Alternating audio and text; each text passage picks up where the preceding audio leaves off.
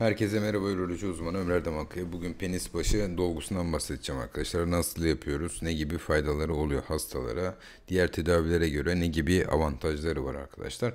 Şimdi penis başı dolgusunu biz erken boşalma için bize başvurup davranış tedavisi dediğimiz işte ritim, derinlik, cinsel pozisyon, kalça tabanı gevşek tutulması, nefes kontrolü gibi işte ya da cinsel pozisyon bilgisi verip de hastaya sprey tedavisi ya da antidepresanlar kullanılıyor biliyorsunuz işte. Antidepresan kullanıp verdiğimiz hastalarda başarısız olan hastalarda erken boşalma ameliyatından önce bu tedavilerden sonra arada uyguladığımız bir tedavi protokolü arkadaşlar. Nasıl işliyor prosedür?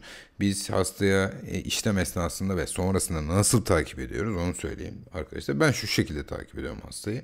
Önce hijyenik steril bir ortam sağladıktan sonra penis köküne lokal anestezi uyguladıktan ve 15 dakika geçtikten sonra hastanın penisinin glans penis dediğimiz bölgesine, belirli bölgelere yaklaşık 1 cc civarında hyaluronik asit dolgu enjeksiyonu yapıyoruz. Burada amacımız ne? Hastanın has seviyesini, duyarlılık seviyesini, hassasiyet seviyesini düşürmek. Çünkü bazı hastalarda daha penis vajinaya girer girmez o sıcaklıkla beraber hasta boşalma yaşıyor ya da 1 dakikanın altında boşalma yaşıyor. Bizim amacımız nedir? Bizim amacımız iki has seviyesi var önemli olan. Birisi penisi erekte tutacak has seviyesi. İkinci has seviyesi de boşalmayı sağlayacak has seviyesi. Bu iki has seviyesi arasında penisin has seviyesini dalgalandırmak, bir azaltmak, bir artmak. Zaten ilişkinin süresini uzatan şey de aslında bu. Genel mantık tamamen bundan ibaret. Şimdi penis başı dolgusunda bu has seviyesini biz düşürmeyi amaçlıyoruz.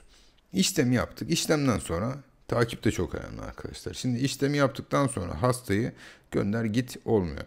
Hastayla şunu konuşuyoruz. Siz bir ay boyunca ya da 15 gün boyunca cinsel pratiğinizi yapın.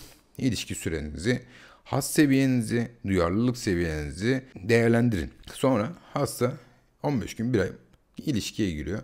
İlişki süresine, duyarlılığına, has seviyesine bakıyor. Eğer gerekirse hastaya bir ay sonra ya da 15 gün sonra tekrar ikinci bir dolgu enjeksiyonu yapıyoruz gerekirse. Kaç hastada bir gerekiyor? 5 hastada, 10 hastada bir ikinci bir dolgu enjeksiyonu yapıyoruz.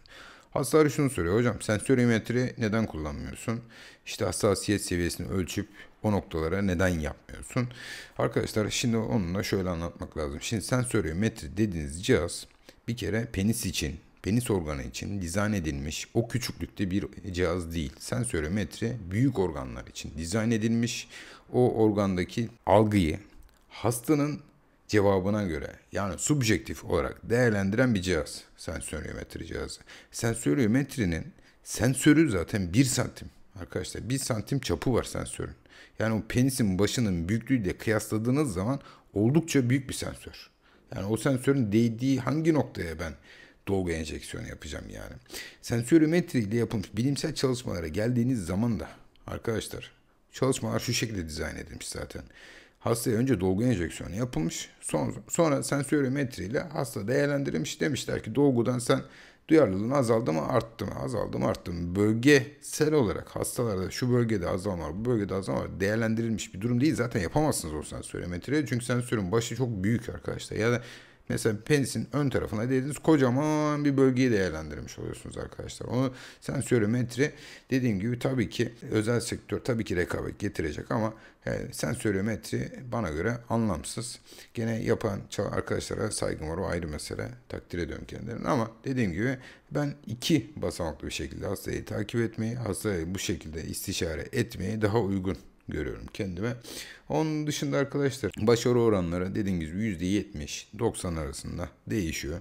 Hasta tabii ki dolgu enjeksiyonu yaptırdım da bundan sonra işte diğer erken boşalma için kurallara uymayacağım diye bir şey yok arkadaşlar. Yani gene baktığınızda birçok hasta tabii fayda görüyor ama hasta fayda görmeyen hastalar da oluyor. %10, %30 civarında fayda görmeyen hastalar da var. Bu hastalarda gene şu fayda olabiliyor ya da antidepresandan daha çok fayda görebiliyor hastalar. Ya da davranış tedavileri yaptığı davranış tedavilerine işte ritim, derinlik, nefes kontrolü gibi işte kalça taban egzersizleri gibi bunlardan da daha çok fayda görebiliyor arkadaşlar. Yani aslında penis başı dolgusu fena bir tedavi değil. Peki etkinliği ne kadar sürüyor? Etkinlik arkadaşlar bazı çalışmalarda 3 yıl, 5 yıl arasında. Bazı çalışmalarda 1 yıl, 3 yıl civarında etkinliği olduğunu söylemek lazım.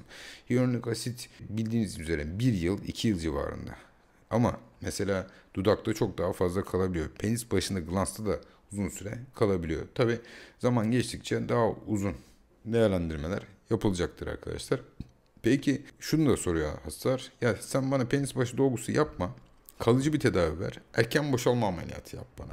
Neden yapmıyorum? Neden direkt erken boşalma ameliyatını yapmıyoruz? Onu da söylemek lazım arkadaşlar. Erken boşalma ameliyatı kalıcı bir tedavi bir. İkincisi uzun vadeli sonuçları bilinmiyor arkadaşlar şu anda. Şimdi bu erken boşalma ameliyatını yaptıran bir hastanın 20 sene sonra, 30 sene sonra ereksiyon kalitesi düştüğü dönemde hasta bu erken boşalma ameliyatı acaba yaptırmamış olsaydı ereksiyon kalitesi daha mı iyi olacaktı yoksa daha mı kötü olacaktı? Bunu değerlendiren çalışmalar yok şu anda henüz halihazırda.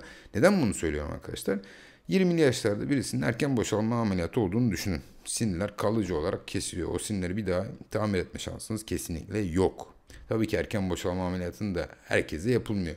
Bütün tedavilerden fayda görmemiş ve ondan sonra tercih edilen bir tedavi protokolü. 20'li yaşlarda yaptırdın. 40 oldun, 50 oldun arkadaşlar. Her 10 yılda bir ereksiyon kalitesi yaşla beraber azalıyor.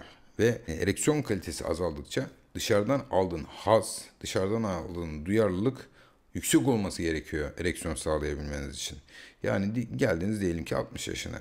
O sizin dışarıdan aldığınız duyarlılık daha yüksek olması lazım ki zaten yaşla beraber sinirler de artık harap olmaya başlıyor. O zaten duyarlılığı zaten daha da az hissetmeye başlıyorsunuz. Yani 20 yaşında bu ameliyat olan birisinin 50 yaşında acaba o sinirleri ereksiyon sağlamak için gerekir miydi, gerekmez miydi? Bunu söylemek çok zor arkadaşlar. Bunun cevabını vermek çok zor.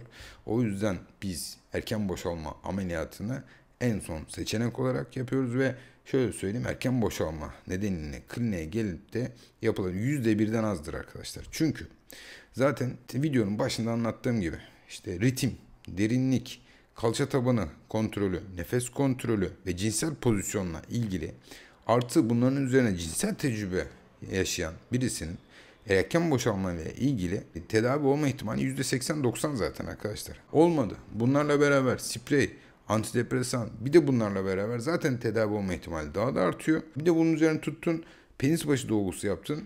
Bu iş iyice düzeliyor. Bütün bunlara parantez içerisine alacak şekilde şunu da söylemek lazım arkadaşlar. Erken boşalma dolgusu ereksiyon kalitesinden şüphe ettiğiniz bir insanda yapmanız asla doğru değil. Niye? Çünkü erken boşalmayla geldi bugün bir hasta mesela. İlk evliliğinde erken boşalma yüzünden zaten evliliği yıkılmış. Çünkü ilk evliliğinde 3. aydan itibaren eşi sürekli erken boşalmaya ilgili bununla hastamızda sıkıntı çıkartmış. Hasta ayrılıyor. 2,5 yıl geçiyor. İlk 2,5 yıl heba oluyor. Daha sonra aradan 2-3 yıl geçiyor. Bu sefer ikinci eşiyle evleniyor. İkinci eşi de 3. aydan itibaren tekrar aynı filmi seyredermiş gibi kişi sık erken boşalma yüzünden şikayetçi olmaya başlıyor eşi. Şimdi zaten ilk ilişkide darbe yemiş hastamız. Özellikle performans anksiyetesi gelişmiş hastada. Ne olmuş? Yani ben şimdi diyor ki ilişkiye gireceğim. Gene erken boşalacağım. Erken boşalır mıyım acaba? Diyerek hastada bu sefer sertleşme sorunu da meydana gelmeye başlıyor. Yani erken boşalma, performans anksiyetesi arkasından da ereksiyon kaybı olmaya başlıyor. Bir kısır döngü meydana gelmeye başlıyor hastalarda. Bu hastada ne gerekiyorsa yapmak gerekiyor. Şimdi bu hasta bana dedi ki hocam ben Tadalafil 5 mg kullandığım zaman erken boşalmam rahatlıyor. Daha iyi hissediyorum kendimi. Şimdi bu hastada o zaman demek ki hem erken boşalma var hem ereksiyon problemim var. Hasta ereksiyon problemini iyi değerlendirememiş. Tabii doktor olarak bunu değerlendirmek, bu sonuca varmak tabii ki bizim görevimiz. Çünkü erken boşalması olan birisinin sertleşme problemi varsa sertleşme problemi tedavisinden sonra erken boşalma problemi de düzelmeye başlıyor arkadaşlar. Genel olarak bu şekilde penis başı dolgusu uygulama yöntemi. Dinlediğiniz için teşekkürler, saygılarımla.